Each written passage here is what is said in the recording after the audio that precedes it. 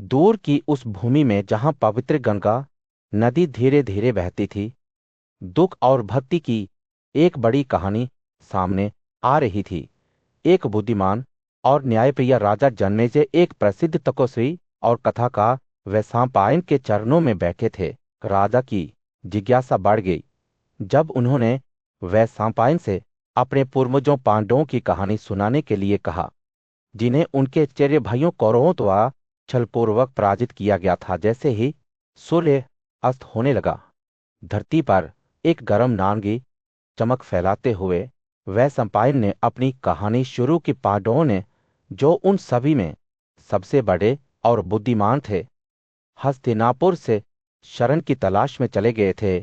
उनके साथ उनकी वफादार पत्नी द्रौपदी और उनके समर्पित सेवक थे, जो तेज गाड़ियों पर पीछे चल रहे थे। जैसे ही वे चले गए, हस्तिनापुर के नागरिक कौरवों के प्रति दुख और क्रोध से भर गए। अफसोस, हमारे परिवार, हम खुद और हमारे घर सब चले गए हैं। वे निराशा में चिल्लाने लगे। कर्ण और दुशासन द्वारा, सौर के पुत्र द्वारा समर्थित दुष्ट दुर्योधन इस राज्य की आकांक्षा रखता है। नागरिकों ने पांडवों से उन्हें पीछे नहीं छोड़ने की गुहार लगाई, लेकिन युधिष्ठिर ने उनकी विनती को नरमी से अस्वीकार कर दी। हमें जाना चाहिए, उसने कहा, लेकिन हम आपसे हमारे लिए एक काम करने के लिए कहते हैं। हमारे दादा भीष्म, राजा धृतराष्ट्र, विदुर और हस्तिनापुर शहर में मेरी मां को याद रखें। एक साथ एकजुट हों, क्योंकि वे दुख और पीड़ा से अभिभूत हैं।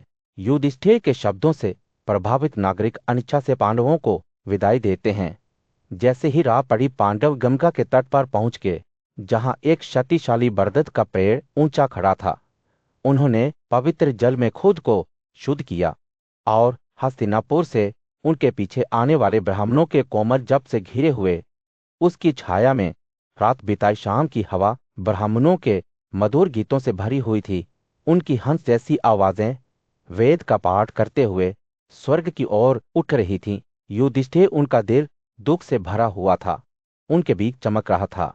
संघर्ष और संघर्ष से विदीर्ण दुनिया में आशा की एक किरण जैसे जैसे रात बीतती गई, वैशंपायन ने अपनी कहानी जारी रखी।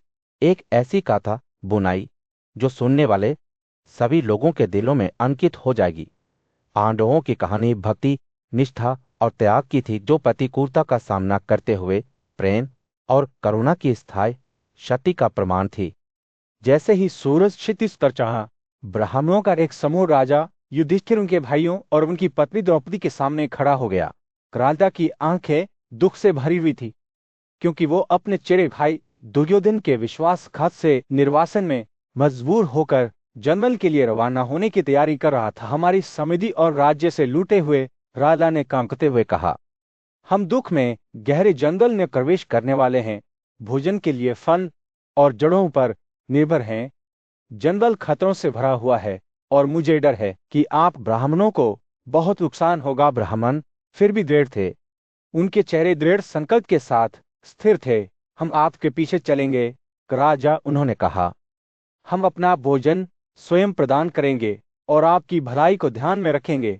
हम ध्यान करेंगे और आपकी भलाई के लिए प्रार्थना करेंगे, और हम सुखद बातचीत के साथ आपका मनोरंजन करेंगे। ब्राह्मणों को देखते ही राजा युधिष्ठिर की आंखों में आंसू भर आए। उन्हें शर्म महसूस हुई कि उनके भाई भोजन पाने के लिए संघर्ष कर रहे थे और उन्हें जंगल में कष्ट सहना पड़ेगा। उन्होंने कहा, मेरी गिरती हुई स्थिति ने मुझे खुद को तिरस्कार की वस्तु के रूप में देखा। मैं आपको कैसे सहन कर सकता हूँ, जो परेशानी के लायक नहीं है। मेरे लिए प्यार के कारण अपनी मेहनत से प्राप्त भोजन पर दर्दनाक रूप से गुजर बसर कर रहा है। तभी सौनक नामक एक बुद्धिमान ब्राह्मण राजा के पास आया। वो अपने आत्मज्ञान और योग की सांख्य प्रणाली में कौशल के लिए जाना जाता था। हजारों के दुख के कारण और सैकड़ों के भय के कारण अज्ञानी लोगों को अभिभूत कर देते हैं। उसने कहा, लेकिन आप जैसे समझदार लोग राजा कभी भी ऐसे कार्यों से भ्रमित नहीं होते हैं जो सच्चे ज्ञान के विपरीत है। शौनक स्वयं को नियंत्रित करने के बारे में प्रसिद्ध राजा जनक द्वारा कहे गए प्राचीन श्लोकों का पाठ करना शुरू कर दिया। राजा ने ध्यान से सुना। जब शौनक ने समझाया कैसे दवा और योग ध्यान के माध्यम से बीमारी और मानसिक पीड़ा को कम किया जा सकता है। लेकिन सभी मानसिक दुखों की जड़ क्या है? राजा ने जिज्ञासा से अपनी आंखें चौड़ी करते हुए पूछा। क्या यह स्नेह नहीं है? शौनक ने सिर हिलाया। स्नेह सभी दुख और भय की जड़ है, उसने कहा। यह स्नेह से है जो सांसारिक वस्तुओं के लिए उद्देश्य और प्रेम पैदा करता है। ये बुराई के स्रोत हैं, हालांकि पहला दूसरे से भी बदतर है। राजा ने ध्यान से सुना जब शौनक ने धन के खतरों और उससे लगाव छोड़ने के महत्व के बारे में बोलना जारी रखा। केवल धन ही अल्पता और घमंड की जड़ है, उन्होंने कहा। यह गर्व है और चिंता दाता है, और लोग इसके अधिगहन और प्रतिधारण में अनंत दुखों से गुजरते हैं। जैसे ही सूरज अपने चरम पर पहुंचा, शौनक ने अपने शब्दों को समाप्त कर दिया, जिससे राजा को धन की क्षणभंगुर प्रकृति और संतुष्टि के महत्व की एक नई समझ मिल गई। राजा की आंखें, जो कभी दुख से भरी हुई थी, अब एक चमक से चमक उठी।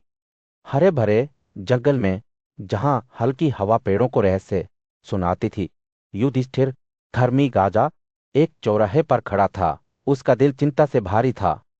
वह अपने पुजारी धौम्य के पास गया और अपनी दुविधा साझा की। प्राचीन वेदों में पारंकर ब्राह्मण जंगल की यात्रा पर उसका पीछा कर रहे थे, लेकिन उनकी संख्या बढ़ रही थी और युधिष्ठिर उन्हें प्रदान करने के लिए संघर्ष कर रहे थे। अदम्य ज्ञान वाले श्री धौम्य ने दयालु आंखों से युधिष्ठिर की ओर देखा।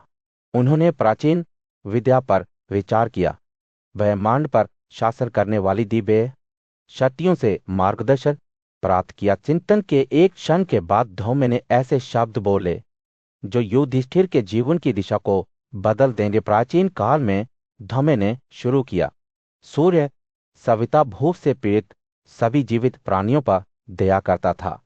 एक पिता की तरह वह अपनी किरणें डालता था, उत्तरी गिरावट से पानी निकालता था और दक्षिणी गिरावट में पृथ्वी पर वापस लाता था। वनस्पति जगत के स्वामी चंद्रमा ने सौर गर्मी को बादलों में बदल दिया, जिसने पौधों को पोषण दिया, और इस तरह सूर्य की ऊर्जा भोजन में बदल गई जो सभी प्राणियों को बनाए रखती है। धौम्य के शब्दों ने सूर्य और चंद्रमा के बीच ब्रह्मांडीय नृत्य की एक ज्वलंत तस्वीर पेश की। उन्होंने बताया कि कैसे कात्यायन, वैन्य और नहुषा जैसे प्रसिद्ध राजाओं ने उच्च तपस्या का अभ्यास करके अपने लोगों को दुखों से मुक्त किया था। धौम्य ने युधिष्ठिर से उनके नक्शे कदम पर चलने, सूर्य की चमक में शरण देने और ब्राह्मणों का समर्थन करने के लिए तपस्या का अभ्यास करने का आग्रह किया। युधिष्ठिर, जो अब दृढ़ संकल्प से जल रहा था, ने सूर्य की पूजा करने का फैसला किया। उसने अपनी भक्ति के लिए एक समय निर्धारित किया और धौम्य को सूर्य के 108 नामों का वर्णन करने का निर्देश दिया, जैसा कि स्वयं ब्रह्मा ने प्रकट किया था। इन नामों में उन लोगों के लिए समृद्धि, धैर्य और स्मृति जाने की शक्ति थी जो उनका पाठ करते थे। जैसे ही युधिष्ठिर गंगा नदी में खड़े हुए, उनका चेहरा पूर्व की ओर मुड़ गया। उन्होंने सूर्य की स्तुति का एक भजन गाना शुरू कर दिया। उनके शब्द भक्ति और कृतज्ञता से भरे एक नदी की तरह बहने लगे। आप ब्रह्मांड की आंख हैं, उन्होंने गाया। सभी भौतिक अस्तित्वों की आत्मा, सभी चीजों की उत्पत्ति, आप दुनिया को बनाए रखते हैं और खोजते हैं। पवित्रतम और शुद्ध करुणा से इसका समर्थन करते हैं। सूर्य की किरणें युधिष्ठिर की पूजा करते हुए उनके चेहरे पर नाचती थी। उनका देर, जो कभी चिंता से भरा हुआ था, अब भक्ति से चमक रहा था। ब्राह्मण जो उनके पीछे चल रहे थे, वे विस्मय से देख रहे थे कि उनके राजा ब्रह्मांड पर शासन करने वाली दिव्य शक्तियों से जुड़े हुए हैं। सूरज की तरह हस्तिनापुर का राज्य दुख में डूबा हुआ था, क्योंकि 5 पांडव युधिष्ठिर, भीम, अर्जुन, नकुल और सहदेव जंगल में अपने निवासन के लिए चले गए थे। उनके चाचा अंबिका के पुत्र धृतराष्ट्र दुख से अभिभूत होकर अपने सिंहासन पर बैठे थे।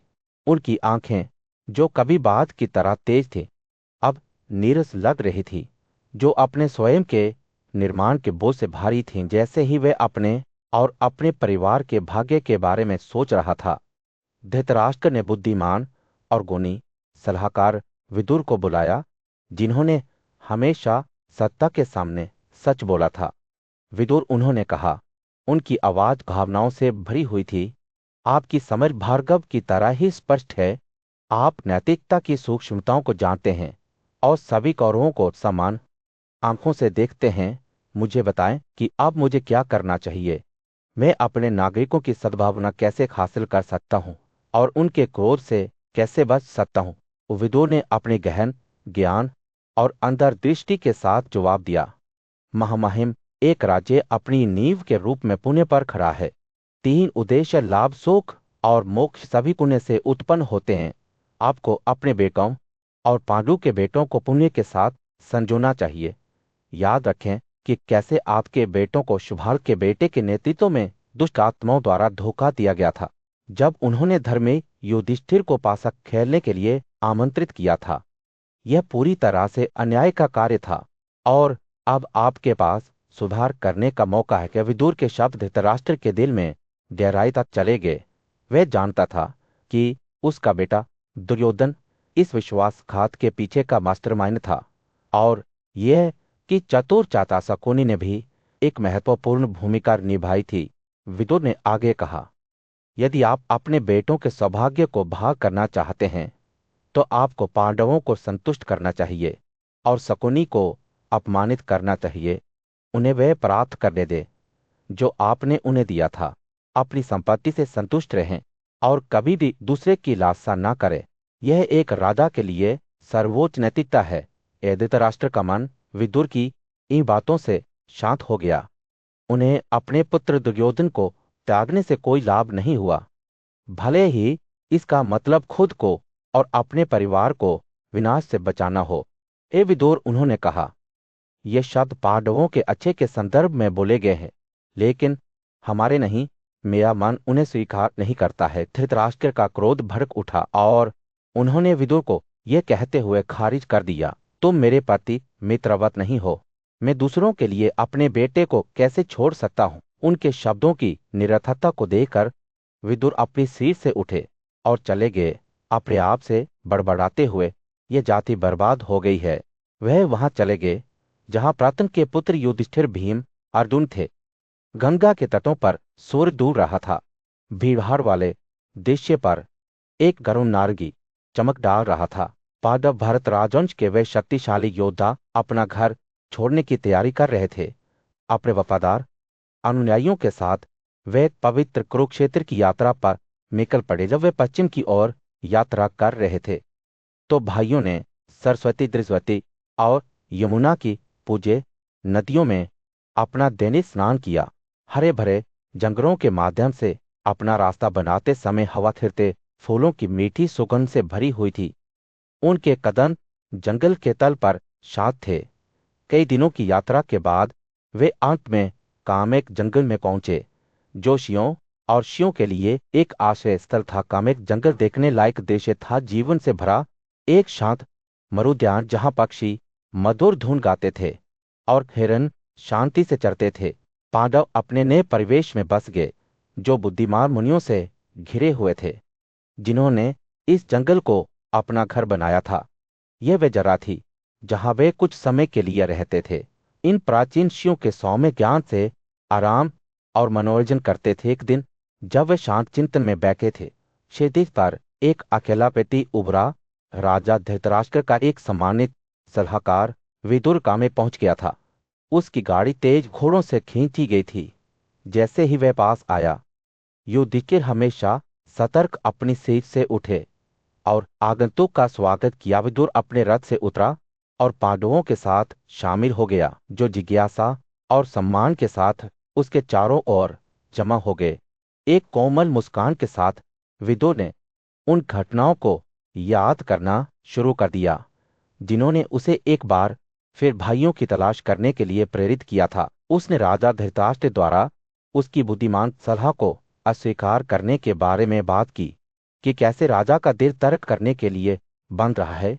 अजातशत्रु, विदुर ने युधिष्ठिर को गहरी चिंता के साथ संबोधित करते हुए कहा, मुझे अपने राज्य के भविष्य के बारे में डर है। अम्बिक के पुत्र ने मेरी बातों को अस्वीकार कर दिया है और मुझे डर है कि जल्द ही हम सभी पर विनाश होगा, इन उदास शब्दों के साथ विदुर ने पांडवों के साथ अपने ज्ञान को साझा करना शुरू कर दिया।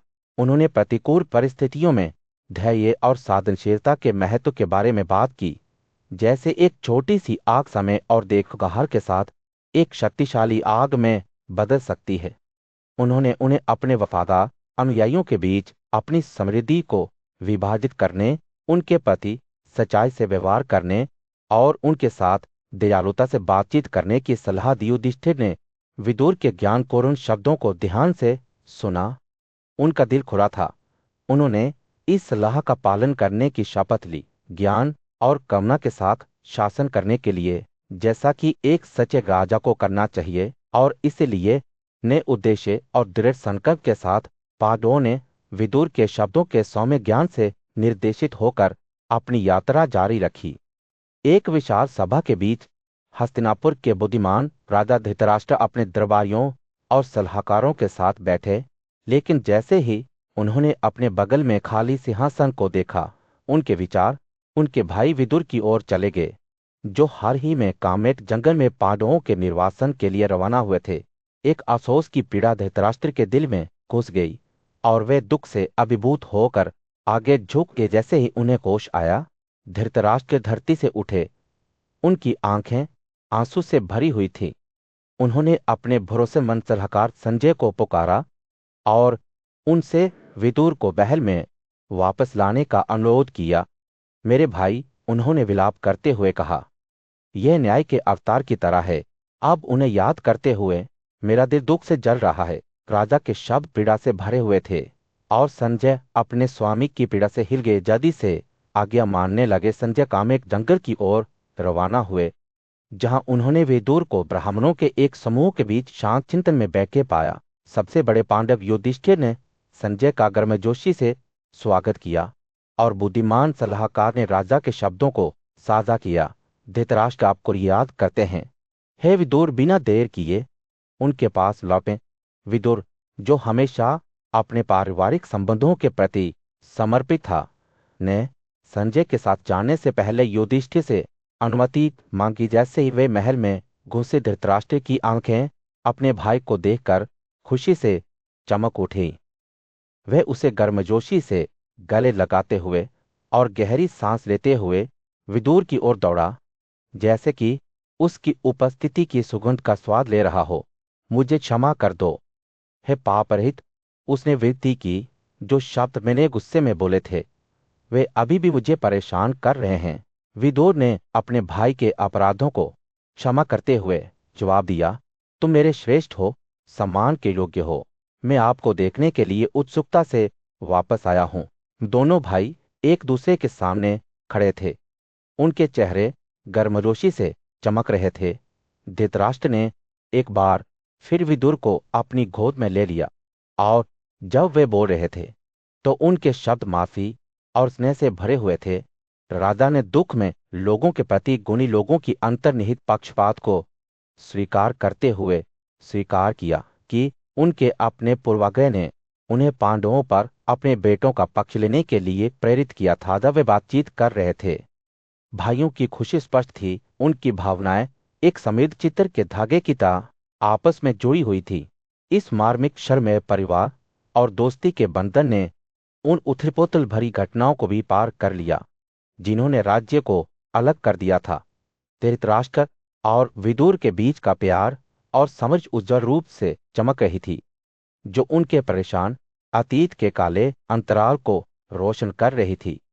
जैसे ही यह खबर फैली कि विदुर हस्तिनापुर लौट आया है, दुर्योधन के दिल में बेचैनी की भावना छा गई। वो इस दिन की प्रतीक्षा कर रहा था, ये जानते हुए कि विदुर की वापसी पांडवों को राज्य से निष्कासित करने में अपनी विफलता की याद दिलाती है। धृतराष्ट्र के क्रूर और महत्वाकांक्षी पुत्र ने अपने भीतर एक ज्वलंत दुख महसूस किया। उसकी समझ अज्ञानता से घिर गई। कुनीकर्ण और दुशासन को अपने कक्षों में बुलाकर उन्होंने निराशा और क्रोध के मिश्रण के साथ उन्हें संबोधित किया। विद्वान विदुर वापस आ गए हैं, उन्होंने कहा। वो हमेशा पांडवों को शहर में वापस लाने की साजिश कर रहे हैं, और अगर वे वापस आते हैं तो मैं एक बार फिर भोजन और पेय का त्याग करके क्षीण हो जाऊंगा। लेकिन मैं कसम खाता हूं कि मैं कभी भी प्रीता के पुत्रों को समृद्ध नहीं देखूंगा। उनके शब्द जहर से भरे हुए थे, क्योंकि उन्होंने पांडवों के लिए अपनी गहरी नफरत का खुलासा किया। कभी भी चालाक सलाहकार रहे शकुनी ने दुर्योधन से तर्क करने की कोशिश की कि राजा, कौन सी मूर्खता ने आपको अपने कब्जे में ले लिया है। उसने पूछा, पांडव अपना वतन देकर जंगल में चले गए हैं और वे कभी भी उस प्रतिज्ञा के साथ विश्वासघात नहीं करेंगे। अगर वे अपनी प्रतिज्ञा का उल्लंघन करते हुए लौटते हैं तो हम तटस्थ रुख अपना सकते हैं और उन्हें करीब से देख सकते हैं। लेकिन दुर्योधन तर्क से परे था। उसका मन अपनी इच्छाओं में डूबा हुआ था। अपने चाचा के प्रति हमेशा वफादार रहने वाले दुशासन ने उन्हीं के शब्दों को प्रतिध्वनित किया। जल के सारथी के बेटे कर्ण ने एक प्रस्ताव के साथ बात की जो घटनाओं की दिशा को बदल देगा। हे राजा, उसने कहा, हम सभी आपकी इच्छा को पूरा करने की कोशिश करते हैं और मैं देखता हूं कि हम अपने लक्ष्य में एकजुट हैं। पांडु के बेटे अपना वादा पूरा किए बिना कभी नहीं लौटेंगे, लेकिन अगर वे विफल हो जाते हैं और वापस आते हैं तो हम उन्हें एक बार फिर पासा मारकर हरा देते हैं।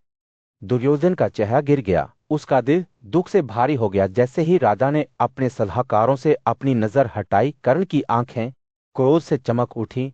हम राजा के सेवक हैं, उसने घोषणा की, और हमें वही करना चाहिए जो उसे पसंद हो। लेकिन अब और इंतजार ना करें। आइए हम अपने कवच दान करें और अपने रथों पर चढ़ें और पांडवों को जंगल में मारने के लिए एक साथ आगे बढ़ें। उसके शब्दों को दुशासन और शकुनी से जयकार मिली, जो उत्सुकता से कर्ण की योजना का पालन करने के लिए तैयार हो गए। लेकिन उन्हें पता नहीं था कि उनके कार्यों को जल्द ही एक उच्चशक्ति द्वारा विफल कर दिया जाएगा। जैसे ही वे जंगल की ओर बढ़े, एक व्यक्ति उन्हें दूर से देख रहा था। बुद्धिमान और आदरणीय व्यास, आध्यात्मिक दृष्टि के स्वामी, वे जानता था कि उनके लिए क्या रखा गया था और एक कोमल आदेश के साथ वह उनके रास्ते पर कायम रहा। पवित्र श्री दुर्योधन के सामने प्रकट हुए, जो सिंहासन पर बैठे थे। उनकी बुद्धि हस्तिनापुर के भव्य सभागार में पूज्य श्री व्यास राजा धृतराष्ट्र के सामने खड़े थे। राजा की शक्तिशाली भुजाओं और बुद्धिमान चेहरे ने सम्मान का आदेश दिया, लेकिन आज उनकी अभिव्यक्ति परेशान थी। व्यास बोलने लगे। उनकी आवाज गर्मी के दिन हल्की हवा की तरह थी। बुद्धिमान धृतराष्ट्र दास ने कहा, सुनो, मुझे क्या कह रहा है, क्योंकि यह सभी कौरवों की भलाई के लिए है। दुर्योधन और अन्य लोगों के चालाक शब्दों ने तुम्हारी शक्तिशाली भुजाओं को धोखा दिया है। उन्होंने पांडवों को गलत तरीके से पासों कर हा दिया है, उन्हें निर्वासित कर दिया है। धृतराष्ट्र की आंखें चिंता से चौड़ी हो गई जब उन्होंने उन घटनाओं को याद किया जो घटित हुई थी। उनके पुत्र दुर्योधन ने ईर्ष्या और सत्ता की इच्छा से प्रेरित होकर पांडवों के पतन को सुनिश्चित करने के लिए पासा के खेल में हेरफेर किया था।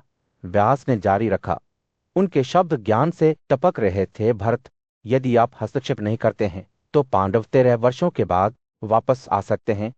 उनकी यादें दुख और आक्रोश से भरी हुई हैं। वे अपने क्रोध को आपके रिश्तेदारों पर एक घातक जहर की तरह फैला देंगे। उनके कारण विनाश छोड़ देंगे। दुर्योधन राज्य के लिए पांडु के पुत्रों को क्यों मारना चाहता है? क्या वह नहीं जानता कि उसके कार्यों से केवल उसका पतन होगा? व्यास के शब्दों ने धृतराष्ट्र के दिल को छू लिया। उन्होंने विदुर, भीष्म और कृपा की बुद्धिमान सलाह को याद किया, जिन्होंने हमेशा ईमानदारी और करुणा के साथ उनका मार्गदर्शन किया था। व्यास के अगले शब्द एक कोमल अनुस्मारक की तरह थे। रिश्तेदारों के बीच मतभेद वर्जित, पापपूर्ण और निंदनीय है। हे राजा, इस तरह के कृत्यों से बचना आपके लिए उचित है। अपने बेटे की ओर से हस्तक्षेप करें या दुर्योधन को पांडवों के साथ रहने के लिए अकेले जंगल में जाने दे। शायद संघ के माध्यम से वे उसके लिए एक लगाव विकसित करेंगे और सौभाग्य आपका हो सकता है। धृतराष्ट्र के विचार अपने पुत्र के प्रति उनके प्रेम और एक राजा के रूप में उनके कर्तव्य के बीच विभाजित हो गए थे। उन्होंने भीष्म, द्रोण, विदुर और व्यास से परामर्श लिया। उनकी राय को ध्यान से देखा। जो कुछ भी फायदेमंद था उसे तब तक किया जाना चाहिए जब तक कि अभी भी समय था। ऐसा न हो कि उनके उद्देश्य साकार न हो जैसे ही सूर्य क्षितिज के नीचे डूबता है, हस्तिनापुर पर एक सुनहरा प्रकाश डालता है। धृतराष्ट्र को पता था कि उसे एक निर्णय लेना है। क्या वह व्यास के बुद्धिमान शब्दों को सुनेगा और अपने बेटे की ओर से हस्तक्षेप करेगा, या दुर्योधन के कार्यों के विनाशकारी परिणाम होंगे? केवल समय ही बताएगा। हस्तिनापुर में सूर्य ने अभी अभी अस्त होना शुरू किया था और शहर में एक गर्म नारंगी चमक छा रही थी। धृतराष्ट्र कुलों के अंधे राजा अपने कक्षों में बैठे थे, अपने सलाहकारों और रईसों से घिरे हुए थे। वे परेशान थे। उनका मन हाल की घटनाओं से भस्म हो गया था। उनका बेटा दुर्योधन, जो 101 भाइयों में सबसे बड़ा था, पांडवों युधिष्ठिर, भीम, अर्जुन, नकुल और सहदेव के साथ पासा खेलने में लगा हुआ था। राजा के शब्द एक नदी की तरह बहने लगे। उसकी आवाज भावनाओं से भरी हुई थी। उसने अपने सामने खड़े पूज्य श्री व्यास से कहा, हे पवित्र, मुझे जुआ का यह व्यवसाय पसंद नहीं आया, लेकिन हे मुनि, मुझे लगता है कि मैं भाग्य से प्रेरित होकर इस पर सहमति देने के लिए बनाया गया था। ना तो भीष्म, ना ही द्रोण, ना ही विदुर, ना ही गांधारी को पासा पर यह खेल पसंद था। इसमें कोई संदेह नहीं कि यह मूर्खता से उत्पन्न हुआ था। व्यास ने ध्यान से सुना। उसकी आंखें करुणा से भरी हुई थीं। वह राजा के दिल को जानता था और वह उसके भीतर की उद्धिपुत्र को समझता था। हे राजा, विचित्रवीर्य के पुत्र दास ने शुरू किया।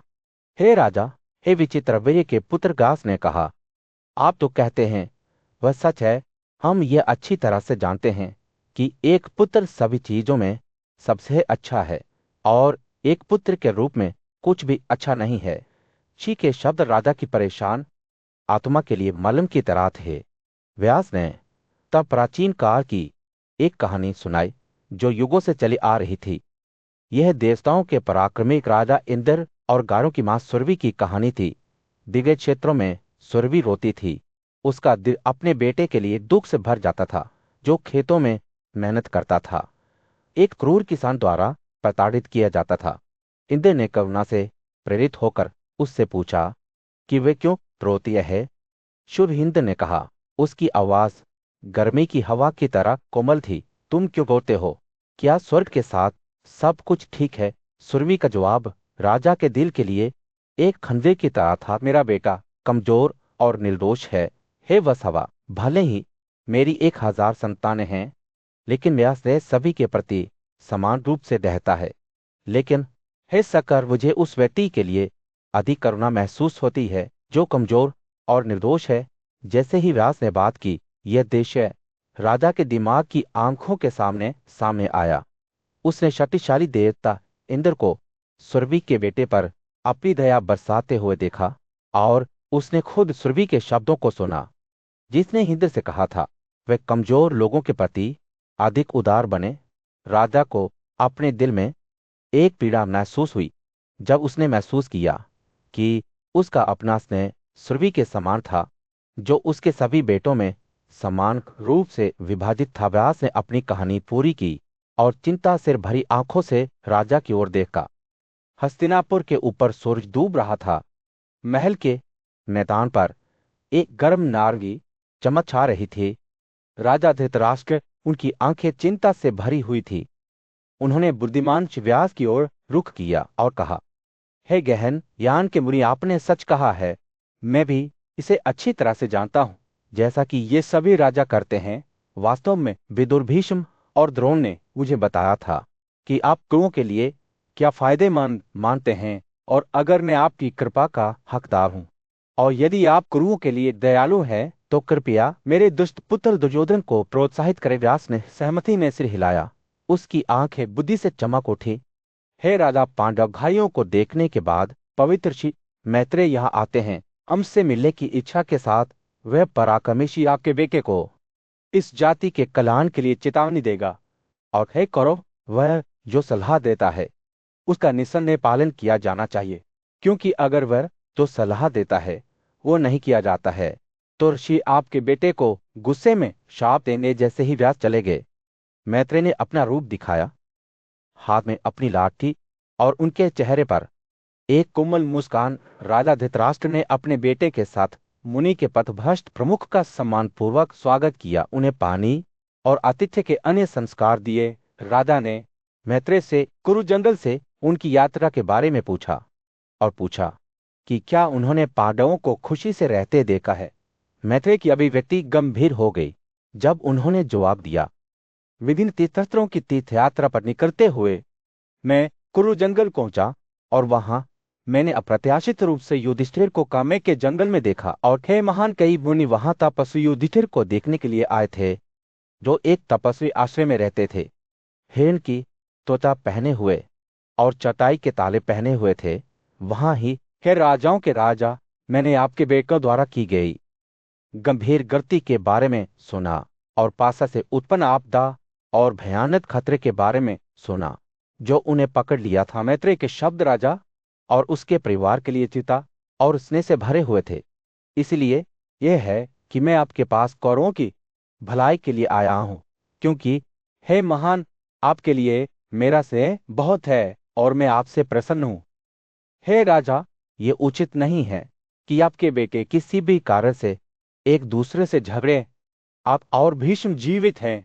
आपके राजा वह सोली है जिस पर बैल रस्सी में बंधे हुए हैं और आप दंडित करने और पुरस्कृत करने में सक्षम हैं।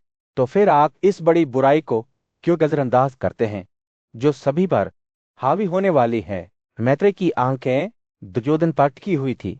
उसकी नजर राजकुमार के अहंकार के मुखौटे में घुसी हुई थी। आमेक के घने जंगलों में जहां पेड़ हवा में रहस्यों को कुसुसाते हुए दिखाई देते थे, किरमिरा नाम का एक दुर्जय राक्षस रहता था। उसके राज्य से जंगल में रहने वाले सभी लोग डरते थे, क्योंकि वह अपनी अतिरिक्त भूख को तृप्त करने के लिए शिकार की तलाश में रात में घूमता था। अपने राज्य से निवासित पांडव इसी जंगल में भटक गए थे, जो उनके लिए इंतजार कर रहे आतंक से अनजान थे। जैसे ही वे अंधेरे में जंगल के बीचों बीच उसे पेड़ों के बीच एक डरावनी गर्जना गूंज उठी कि मेरा अंगारों की तरह चमकती हुई आंखों के साथ उनके सामने दिखाई दी। उनकी उपस्थिति ने उनमें से सबसे बहादुर लोगों की रीढ़ को भी कंपित कर दिया। उनके जलते हुए जदे ने पेड़ों पर चमकती छाया डाल दी, क्योंकि उन्होंने उनका रास्ता अवरुद्ध कर दिया था। पांडव भय में डूबे हुए थे, सिवाय धौम्य के जिसने मंत्रों का जाप करना शुरू कर दिया, जो कि किरमिरा की भ्रामक शक्तियों को दूर कर देते थे। राक्षस की आंखें क्रोध से जगमगा उठीं, क्योंकि उसकी चारवादी समाप्त हो गई थी। वह युधिष्ठिर की ओर झुक गया, उनके नाम और इरादे जानने की मांग कर रहा था। युधिष्ठिर ने अपने संकल्प में अटल रहते हुए अपना और अपने भाइयों का परिचय देते हुए बताया कि वे अपने निर्वासन के दौरान शरण लेने के लिए जंगल में आए थे। किरमिरा की रुचि बढ़ गई, जिससे उसने अपनी असली पहचान वका के भाई के रूप में प्रकट की, जो भीम द्वारा पिछली मुठभेड़ में मारे गए राक्षस थे। भीम, जो किरमिरा के इरादों से वाकिफ था, ऊंचा खड़ा था, जानवर का सामना करने के लिए तैयार था। दोनों की लड़ाई जंग की नींव को हिला रही थी। पेड़ उखड़ गए और एक दूसरे पर डंडों की तरह फेंके गए। उनकी चड्डी एक बही हुई टक्कर से टूट गई। हवा फटी हुई लकड़ी की खुशबू और क्रोधित गर्जन की आवाज से भर गई थी। जैसे जैसे लड़ाई बढ़ती गई, किरमिरा ने भीम पर अपनी चट्टान फेंक दी, लेकिन भीम किस प्रहार से बेपरवाह होकर खड़ा हो गया। विचलित हुए बिना किरमिरा आगे बढ़ गया। उसकी फैली हुई भुजाएं ताहुर के सूरज को पिघलने के प्रयास जैसी लग रही थी। दोनों दिग्गज एक दूसरे से जूझ रहे थे। उनकी ताकत और क्रूरता के कारण पेड़ टूट गए और पत्ते तितर बितर हो गए। युद्ध भयंकर था, लेकिन अंत में यह भीम ही विजयी हुआ। उसकी अधिक भावना और अधिक संकल्प ने भयावह किरमिरा को जीत लिया था। जैसे ही राक्षस उसके चरणों में पराजित हुआ, भीम विजयी हुआ, जो भारी बाधाओं का सामना करते हुए साहस और दृढ़ संकल्प की शक्ति का प्रमाण था। वासुदेव राजा युधिष्ठिर के सामने खड़े थे। उनकी आंखें दुख और अफसोस के मिश्रण से भरी हुई थी। उन्होंने कहा, अगर मैं द्वारका में मौजूद होता तो उनकी आवाज भावनाओं से भरी हुई थी। ये आपदा अपर्णा अति राधा का दुख स्पष्ट था और वासुदेव के शब्द जिम्मेदारी की भावना से भरे हुए थे। वासुदेव ने आगे कहा, मैं जुआ खेल को होने से रोकता। मैं भीष्म, द्रोण, कृपा और वाहनिका को अपनी सहायता के लिए बुलाता और हम सब मिलकर पासा की कई बुराइयों को दिखा देते। धृतराष्ट्र के पुत्र के बारे में बात करते हुए वह रुके। उनकी नजरें भेदी हुई थीं, भले ही उनके या दुर्योधन या अन्य कौरवों द्वारा आमंत्रित ना किया गया हो। मैं ये सुनिश्चित करता कि खेल शुरू न हो। राजा की आंखें नम हो गई और वासुदेव की बातें और भी तेज हो गई। हे राजाओं में अग्रणी, मैं आपसे कहता कि आपके बेटों का पासा से कोई लेना देना नहीं है। मैं आपको दिखा देता कि कैसे एक बार खेल में लगा हुआ आदमी जीत की इच्छा से खेलता रहता है। उन्होंने उन 4 बुराइयों के बारे में बात की जो पासा के आदि लोगों को परेशान करती हैं। महिलाएं पासा शिकार और शराब शास्त्रों में पारंगत लोग मानते हैं कि ये बुराइयां एक आदमी का पतन करती हैं। उन्होंने कहा, वासुदेव के शब्द गर्मी के दिन एक हल्की हवा की तरह थे, जो शांत होने के बावजूद भी दृढ़ थे। उन्होंने अंबिका के बेटे के बारे में बात की कि कैसे वह उनके सामने प्रकट होता। पासा के खतरों की ओर इशारा करते हुए, पासा के माध्यम से लोग एक दिन में अपनी संपत्ति खो देते हैं, संकट में पड़ जाते हैं और अपने स्वाधीन धन से वंचित हो जाते हैं।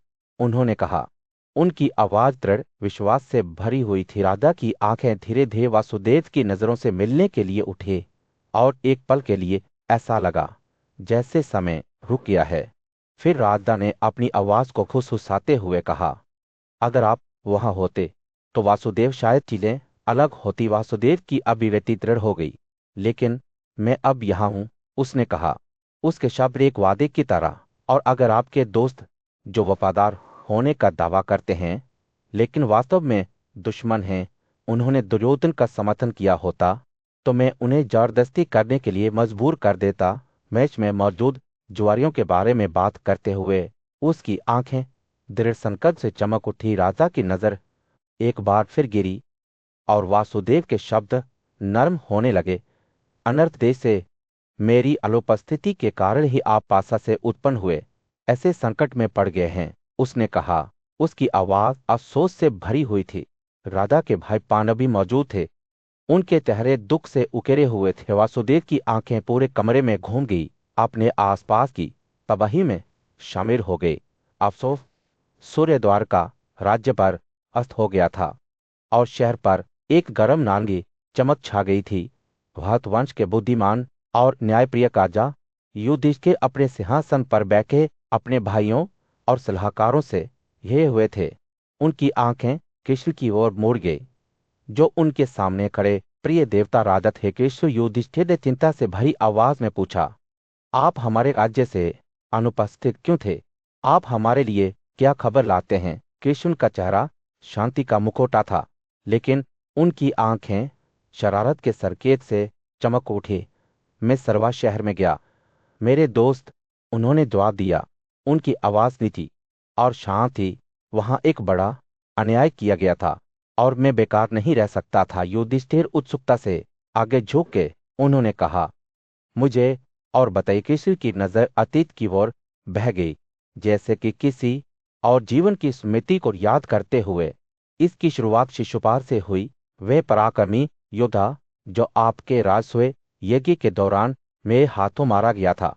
उसका भाई सर्वा मेरे प्रति क्रोध और घृणा से भस्म हो गया था। जैसे ही कृष्ण ने बात की, उनके शब्दों ने युधिष्ठिर के दिमाग में जीवन चित्र बनाए। उन्होंने द्वारका शहर को खाली और शांत देखा, जबकि सलवा कीमती धातुओं से बने एक शानदार रथ पर आया था। दुष्ट राजा कृष्ण के पिता वासुदेव को मारने के लिए दृढ़ संकल्पित वैष्णी राजवंश पर कहर बरपाने आया था। सलवा अतः था। कृष्ण ने आगे कहा, उसने हमारे वंश के कई युवा राजकुमारों को मार डाला, हमारे बागीचों को नष्ट कर दिया और उसके कारण विनाश छोड़ दिया। उसके शब्द जहर से भरे हुए थे, क्योंकि वह यह जानने की मांग कर रहा था कि मैं कहाँ छिपा हुआ हूं। युधिष्ठिर ने द्वारका में फैली अराजकता की कल्पना करते हुए अपनी रीढ़ की हड्डी में एक कंपन महसूस की। वह लगभग सलवा के ताने कृष्ण के खिलाफ उसके आरोपों को सुन सकता था। मुझे पता था कि मुझे काम करना है, कृष्ण ने अपनी आवाज दृढ़ और दृढ़ करते हुए कहा। मैं अपने राज्य और उसके लोगों की रक्षा करने के अपने कर्तव्य से प्रेरित होकर सर्वा को मारने के लिए निकला। कृष्ण और दानवों के बीच की लड़ाई भयंकर और महाकाव्य थी। जिसमें अंत में भगवान राजा विजयी हुए। युधिष्ठिर ने कृष्ण को अपनी कहानी सुनाते हुए ध्यान से सुना। उनका दिल उनके सामने खड़े बहादुर योद्धा के लिए प्रशंसा से भर गया। जैसे जैसे कहानी सामने आई, युधिष्ठिर का मन उन परेशानियों की ओर मुड़ गया जिन्होंने उनके राज्य को घेर लिया था। वह हस्तिनापुर में खेले गए पासा के अनुचित खेल के बारे में जानते थे और कैसे इसने उनके भाइयों को संकट में डाल दिया था। कृष्ण की आंखें उनसे मिली और वे जानबूझकर मुस्कुराए। मैं अब यहां आया हूं मेरे दोस्त, उन्होंने कहा, इस कठिन समय में आपको और आपके भाइयों को देखने के लिए। उस क्षण युधिष्ठिर ने शांति की भावना महसूस की। सूर्य अभी अभी द्वारका शहर पर अस्त होने लगा था। उसकी भव्य दीवारों पर एक गर्म नारंगी चमक छा रही थी। आडव भाइयों में सबसे बड़े युधिष्ठिर ने उस समय ध्यान आकर्षित किया जब द्वारका के प्रसिद्ध राजकुमार वासुदेव ने शक्तिशाली सरवा के खिलाफ अपने शहर की रक्षा की कहानी सुनानी शुरू की। ये सुनकर कि मेरे प्रिय मित्र शिशुपाल आपके हाथों गिर गए हैं, हे पराक्रमी सशस्त्र राजा वासुदेव ने शुरू किया कि सौभा का दुष्ट राजा सलवा अपनी सेनाओं के साथ हमारे शहर की ओर बढ़ रहा था। वह खुद को एक ऊंचे मंच पर खड़ा कर रहा था, नीचे शहर का सर्वेक्षण कर रहा था, जैसे कि एक बात उछलने के लिए तैयार था। जैसे ही वासुदेव बोल रहे थे, युधिष्ठिर के दिमाग में यह दृश्य छा गया। द्वारका शहर अपनी ऊंची दीवारों और युद्धपोतों के साथ उनके सामने जीवंत दिखाई दे रहा था।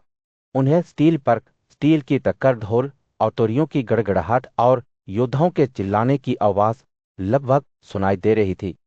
जब वे युद्ध की तैयारी कर रहे थे, वासुदेव ने अपनी कहानी जारी रखते हुए वर्णन किया कि कैसे किलेबंदी की परतों के साथ शहर की सुरक्षा को मजबूत किया गया था। तोपों, मेहराबों, लड़ाकों, दीवारों, बुर्जों, इंजनों, खड़िकों, सड़कों को लकड़ी के कार्यों, मीनारों और इमारतों के साथ बैरिकेड किया गया था।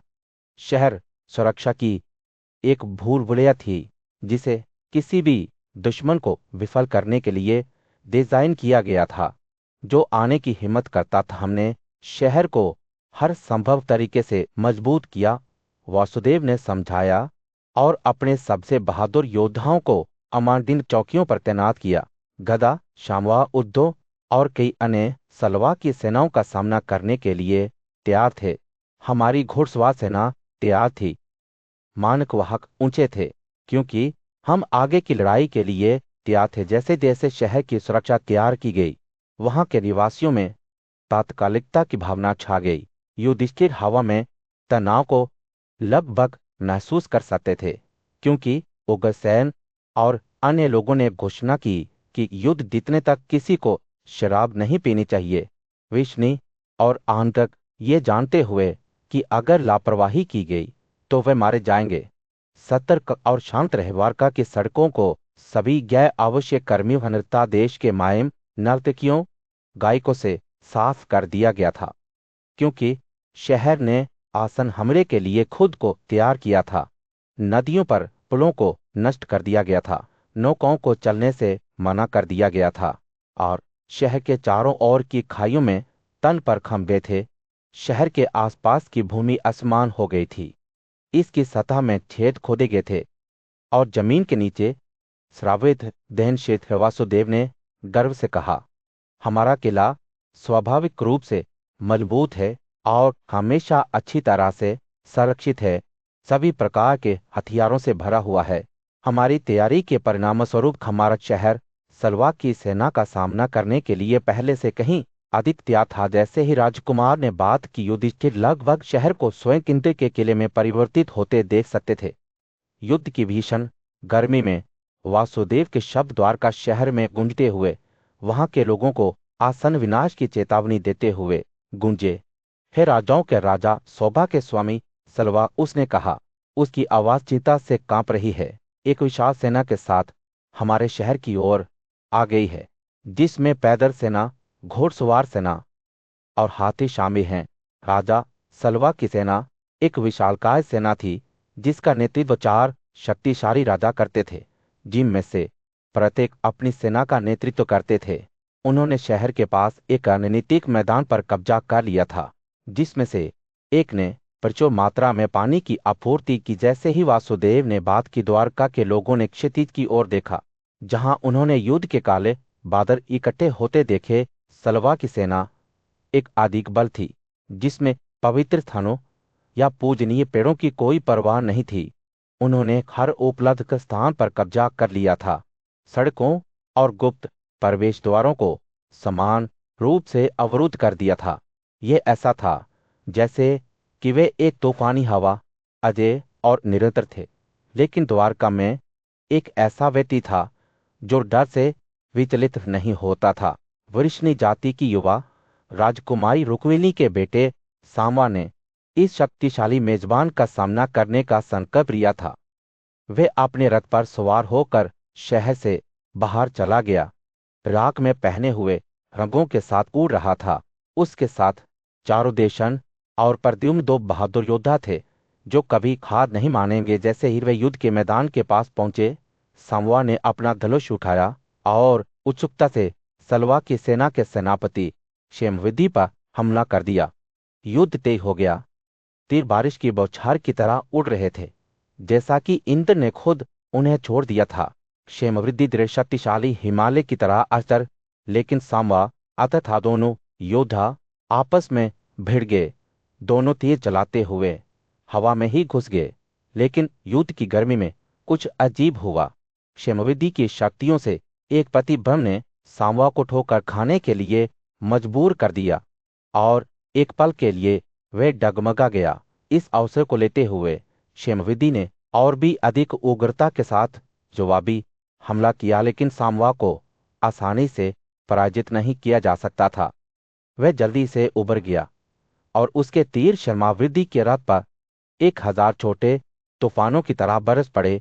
सारवा की सेना का सेनापति सांवा के हमले की भारी ताकत से अभिभूत होकर लड़खड़ाया। अंत में वह वही था जो अपने बेड़े के पैरों वाले घोड़े पर भागते हुए मैदान छोड़ गया। जैसे ही क्षेमवृद्धि पीछे हटी, एक और दैत्य योद्धा वेगावत उसकी जगह लेने के लिए आगे बढ़ा, लेकिन सांवा खड़ा रहा। उसकी गदा तूफानी हवा की तरह घूम रही थी। दोनों आपस में भिड़ गए और एक पल में वेगावत जमीन पर गिर गया, हार गया। अपने दुश्मन के पराजित होने के साथ सांवा ने साल के दिल में हमला किया। सूर्य युद्ध के मैदान में अस्त हो रहा था। स्टील पर स्टील के टकराव पर एक सुनहरा प्रकाश डाक रहा था। वासुदेव के शब्द अभी भी यादों के दिमाग में गूंज रहे थे, जब वे अपने बहादुर योद्धा रुक्मिणी के बेटे प्रद्युम्न को युद्ध की तैयारी करते देख रहे थे। युवा राजकुमार अपने शानदार सोने के रथ पर चढ़ गया। उसके घोड़े डाक में पहने हुए थे और भयंकर मकर प्रतीक वाले मानक से सजे हुए थे। जैसे ही प्रद्युम्न का रथ पूरे मैदान में गर्जना कर रहा था, उसके पहियों की आवाज यादों के कानों में संगीत की तरह थी। वे आश्चर्य से देख रहे थे कि उनका नायक दुश्मन की रेखाओं की ओर बढ़ रहा था। उसका धनुष तैयार था। चमड़े के दस्तानों में उंगलियों के साथ उसने तार को वापस खींचा और एक शात को उड़ने दिया, जो बिजली की रोशनी से चमक रहा था। तीर सीधे और सही उड़ रहा था। दानव योद्धाओं को बाएं और दाएं मार रहा था। शत्रु सेना अराजकता में घिर गई, क्योंकि प्रद्युम्न के तीर तूफान की तरह उन पर बरस रहे थे। उनके रथ का ध्वज, जो मकर की छवि वाला था, जीवित दिखाई दे रहा था, क्योंकि यह सलवा के योद्धाओं के दिलों में आतंक पैदा कर रहा था। युवा राजकुमार का चेहरा शांत और अधिक रहा। जब वे तीर के बाद तीर वापस खींच रहा था, तो उसके अंग स्थिर थे। उसकी विजय की गर्जना युद्ध के मैदान में गूंज रही थी, जो उसकी वीरता का एक प्रमाण था। सौभा के राजा सर्वा प्रद्युम्न के कौशल के प्रदर्शन से डरने वाले नहीं थे। वे अपने रथ से कूद पड़े और एक ही युद्ध में युवा राजकुमार का सामना करने के लिए दृढ़ संकल्प थे। दोनों योद्धा आपस में भिड़ गए, उनके धनुष तीर के लिए तीर का आदान प्रदान करते हुए गाते हुए। सलवा के तीर धधती आग की तरह थे, लेकिन प्रद्युम्न ने हर एक को आसानी से पार कर लिया। लड़ाई जारी रही। जिसमें कोई भी पक्ष एक इंच भी नहीं दे रहा था। लेकिन धीरे धीरे प्रद्युम्न सलवा के तीरों की अतक बैराज के नीचे थकने लगा। उसका रथ धीमा हो गया और वह आगे झुक गया। तीरों के प्रभाव से उसकी इंद्रियां उसके गले में घुस गई। लोग भय से देख रहे थे कि युवा राजकुमार अपने रथ पर बिना किसी गति के गिर रहा था। सलवा ने अपनी पकड़ में जीत को महसूस करते हुए एक जोरदार गर्जना की जो युद्ध के मैदान में गूंज रही थी। उसने प्रद्युम्न पर तीरों की एक और लहर चलाई, लेकिन युवा राजकुमार का शरीर शांत रहा और फिर एक पल में सलवा की जीत निराशा में बदल गई, क्योंकि उसने प्रद्युम्न को मैदान पर गतिहीन लेटे हुए देखा। जब उनके राजा जमीन पर गिर पड़े तो सौभा की सेना निराशा और दुख के स्वर में झूम उठी। कहीं से आए एक प्रहार से उसके होश उड़ गए। वासुदेव भारी मन से देख रहा था कि उसका बेटा शांत पड़ा हुआ है। युद्ध का परिणाम अनिश्चित रूप से अधर में लटका हुआ है। लेकिन जैसे ही सलवा होश में आया और प्रद्युम्न पर एक और हमला किया, तब भी बहुत देर हो चुकी थी। युवा राजकुमार का शरीर स्थिर रहा। उसकी वीरता और बहादुरी अंततः साबित हुई। युद्ध का मैदान अराजकता में था, क्योंकि बहादुर योद्धा प्रद्युम्न अपने रथ पर बेहोश पड़ा था। वासुदेव के शब्द हवा में गूंज रहे थे, हे राजा, सलवा के तीरों से पीड़ित जब प्रद्युम्न मूर्ख हो गया तो लड़ाई में आने वाले विष्णु सभी निराश और दुख से भर गए थे।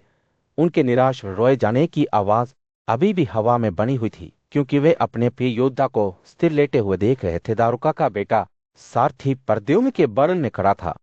उसकी आंखें अपने स्वामी की पीठ में छेद करने वाले तीरों पर टिकी हुई थीं। वह जानता था कि उसे जल्दी से काम करना है, लेकिन उसका दिल चिंता से भारी हो गया था। वासुदेव ने आगे कहा, और विष्णु और अंत का दौड़ के लड़ाके ओ और अफसोस के आश्चर्य में फूट पड़े। दुश्मन सर्वा प्रद्युम्न के गिरने पर खुश हो गया, जबकि सारथी ने उसे ध्यान से अपने रथ पर उठा लिया। जैसे ही वह युद्ध के मैदान से दूर जाने लगे, प्रद्युम्न को अचानक होश आ गया। उसकी आंखें खुल गई और उसने दारुका के बेटे की ओर दृढ़ संकल्प के साथ देखा। हे सुता जनजाति के बेटे, उसने अपनी आवाज दृढ़ और आदेश देते हुए कहा, तूने क्या किया है? तू युद्ध के मैदान से क्यों जा रहा है? रथी थोड़ा कांप गया और उसने जवाब दिया, मैं हैरान नहीं हुआ हूं, ना ही मुझे डर है। दारुका के बेटे की बात सुनकर प्रद्युम्न की आंखें सिकुड़ गई। उसे पता था कि उसका सारथी सच बोल रहा है, लेकिन उसे भी उसके शब्दों में कार्ता का आभास हुआ। वासुदेव ने आगे कहा, मुझे लगता है सलवा को हराने का काम तुम्हारे लिए मुश्किल है, इसीलिए हे वीर, मैं धीरे धीरे मैदान से निकल रहा हूं। प्रद्युम्न का चेहरा गुस्से से काला हो गया, क्योंकि उसे एहसास हुआ कि उसका सारथी रुकने और लड़ने से डर रहा है। दारुका के बेटे ने खुद को समझाना जारी रखा, लेकिन प्रद्युम्न ने उसे छोटा कर दिया। गाड़ी घुमाओ, उसने कहा। उसकी आवाज जल्दबाजी में उठी, हे दारुका के बेटे, फिर कभी ऐसा मत करो, कभी भी। हे सुता, जब तक मैं जीवित हूं लड़ाई से मत मोड़ो। का चालक ने रथ को वापस युद्ध के मैदान की ओर मोड़ने से पहले एक पल के लिए हिचकिचाया। जैसे ही वे एक बार फिर लड़ाई के करीब पहुंचे, प्रद्युम्न के शास्त्र एक धार की तरह बहने लगे। वह उस विष्णु जाति का बेटा नहीं है जो मैदान को छोड़ देता है या अपने पैरों पर गिरे दुश्मन को मार देता है और रोता है कि मैं तुम्हारा हूं, या किसी महिला, लड़के या बूढ़े आदमी या संकट में एक योद्धा को मार देता है जो अपनी कार से वंचित है या अपने हथियारों से टूट गया है। उसकी आवाज युद्ध के मैदान में गूंजती है, अपने दुश्मनों के दिलों में डर पैदा करती है। सूर्य भगवान कृष्ण के रिश्तेदारों की सेनाओं पर एक सुनहरा प्रकाश डालते हुए द्वारका के युद्धग्रस्त खेतों पर अस्त हो रहा था। बुद्धिमान और वृद्ध सारथी वासुदेव ने रुक्मिणी के युवा राजकुमार प्रद्युम्न से सावधानी और चिंता के शब्दों के साथ बात की है। रुक्मिणी के पुत्र वासुदेव ने कहा, मुझे युद्ध में आपकी सुरक्षा का डर नहीं है, ना ही मुझे एक योद्धा के रूप में आपके कौशल पर संदेह है, लेकिन मेरे बच्चे, याद रखें कि एक सारथी का कर्तव्य अपने स्वामी की हर कीमत पर रक्षा करना है। आप सलवा के तीरों से गंभीर रूप से घायल हो गए थे और यहां तक कि अपने होश से भी वंचित थे। तभी मैं युद्ध से पीछे हट गया। प्रद्युम्न ध्यान से सुन रहा था। उसकी आंखें दृढ़ संकल्प से चमक रही थी। मैंने होश पा लिया है वासुदेव, उसने कहा। अब मैं आपको एक सारथी के रूप में अपना कौशल दिखाता हूं। मुझे खुद दारोका ने प्रशिक्षित किया है और मुझे अपनी क्षमताओं पर भरोसा है। इसके साथ प्रद्युम्न ने रथ की बागडोर संभाली। उसके हाथ एक हल्के और सटीकता के साथ आगे बढ़ रहे थे, जो देखने में एक आश्चर्य की बात थी। घोड़े अपने स्वामी के इरादे को महसूस करते हुए काम में आगे उनके खुर एक लयबद्ध बीर से बाहर निकल रहे थे, क्योंकि वे दुश्मन की रेखाओं की ओर भाग रहे थे। जैसे ही वे सलवा के मेजबान के पास पहुंचे, प्रद्युम्न ने चतुराई से रथ को जटिल युद्धाभ्यासों की एक श्रृंखला के माध्यम से निर्देशित किया। आसानी से दुश्मन के रैंकों के अंदर और बाहर बुनाई घोड़े जमीन पर उठते हुए दिखाई दिए। उनकी हरकतें इतनी तरह थी कि ऐसा लग रहा था जैसे वे दौड़ने के बजाय नाच रहे हों। स्वयं सलवा ने कौशल के इस प्रदर्शन से क्रोधित होकर प्रद्युम्न के रथ की ओर 3 तीर भेजे, लेकिन युवा राजकुमार केवल मुस्कुराया। उसका हाथ अपने धनुष पर कुछ तेज प्रहारों के साथ शात को हटाने के लिए तेजी से आगे बढ़ा। विचलित हुए बिना सलवा ने प्रद्युम्न पतियों और अन्य प्रक्षेपास्त्रों की बौछार की, लेकिन राजकुमार विचलित नहीं हुआ। अपनी कलाई के एक झटके के साथ उसने इन हमलों को आसानी से भेज दिया। जब वे उसके पास पहुंचे तो उन्हें काट दिया। जैसे जैसे युद्ध बढ़ता गया, प्रद्युम्न का पराक्रम बढ़ता गया। हर गुजरते पल के साथ उसकी हरकतें अधिक तरन और सटीक होती गई। वह हर जगह एक साथ दिखाई देता था। उसके तीर सीधे और सीधे उड़ते हुए एक के बाद एक दुश्मन को मार गिराते थे। और फिर एक अंतिम निर्णायक प्रहार में प्रद्युम्न ने अपने धनुष की डोर को पीछे खींचा और एक तीर छोड़ा, जो लुप्त होती रोशनी में एक तारे की तरह चमक रहा था। यह कोई साधारण तीर नहीं था। यह एक ब्रह्मास्त्र था, जो स्वयं देवताओं द्वारा निर्मित अकल्पनीय शक्ति का हथियार था। तीर सीधा सलवा के दिल की ओर उड़ गया, लेकिन जैसे ही यह अपनी छाप छोड़ने वाला था, एक दिव्य दूत घटनास्थल पर आ गया। नारद और वायु हवा के देवता स्वर्ग से एक संदेश लेकर प्रद्युम्न के पास पहुंचे। हे भगवान, जैसे ही मैं वासुदेव राजा युधिष्ठिर के भव्य राजसूय यज्ञ के बाद द्वारावती लौट रहा था, मेरा सामना निराशा से घिरा हुआ एक शहर से हुआ। एक समय का जीवन द्वार का अब नीरस और निर्जीव हो गया था, जो वैदिक पाठ और बलिदान की मीठी आवाजों से रही था। सुंदर लड़कियां जो कभी इसकी सड़कों को सजाती थी, अब आभूषणों से वंचित हो गई थीं, और उद्यान अपनी चमक खो चुके थे। मैंने हदेका के पुत्र कृतवर्मन को इस तबाही के पीछे का कारण जानने के लिए खोजा। उसके शब्दों ने एक गंभीर तस्वीर पेश की। दैत्य के पुत्र सर्वा ने अपनी सेना के साथ त्वरार्ति पर आक्रमण किया था, उसके कारण विनाश छोड़ दिया था। उसने हमारे शहर से सब कुछ लूट लिया था और लूट लिया था। तब मुझे पता था कि मुझे अपने लोगों को सम्मान बहाल करने के लिए तेजी से काम करना होगा। मैंने ऋषि वंश के सबसे बहादुर योद्धाओं अहोका, अनकदुंदवी और अन्य लोगों को इकट्ठा किया और उन्हें प्रोत्साहन के शब्दों के साथ संबोधित किया। यहाँ शहर में रहो, हर सावधानी बरतते हुए, क्योंकि मैं सर्वा को मारने के लिए जाता हूँ। मैं उसके बिना वापस आ जाऊंगा। उसकी कीमती धातुओं की गाड़ी नष्ट हो गई। उनके आशीर्वाद से मैं अपनी वफादार सेना के साथ अपने रथ पर सवार हो गया।